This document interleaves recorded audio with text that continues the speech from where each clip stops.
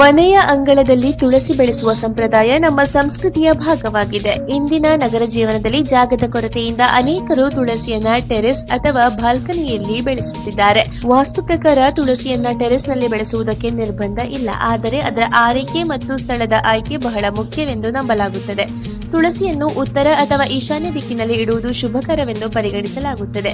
ದಕ್ಷಿಣ ಅಥವಾ ಪಶ್ಚಿಮ ದಿಕ್ಕಿನಲ್ಲಿ ಇಟ್ಟರೆ ಆರ್ಥಿಕ ಪ್ರಗತಿಗೆ ಅಡ್ಡಿಯಾಗಬಹುದು ಎಂಬ ನಂಬಿಕೆ ಇದೆ. ತುಳಸಿ ಸುತ್ತಮುತ್ತಲಿನ ಪ್ರದೇಶವನ್ನು ಸದಾ ಸ್ವಚ್ಛವಾಗಿಡಬೇಕು. ಧೂಳು, ಒಣ ಎಲೆಗಳು ಹಾಗೂ ಕೊಳಕು ಸೇರುವುದನ್ನು ತಪ್ಪಿಸಬೇಕು.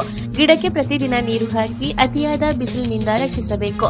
ತುಳಸಿ ಒಣಗದಂತೆ ನೋಡಿಕೊಳ್ಳುವುದು ಮುಖ್ಯ. ಟೆರೇಸ್ನಲ್ಲಿ ಬೆಳೆಸುವವರು ಗಿಡವನ್ನು ಎತ್ತರದ ಸ್ಟ್ಯಾಂಡ್ ಮೇಲೆ ಇಟ್ಟು ಸಾಧ್ಯವಾದರೆ ಚಾವಣಿಯ ಕೆಳಗೆ ಇರಿಸಬಹುದು. ಸಂಜೆ ದೀಪ ಬೆಳಗಿಸುವ ಪದ್ಧತಿಯನ್ನ ಕೆಲವರು ಶುಭಕರವೆಂದು ಪಾಲಿಸುತ್ತಾರೆ.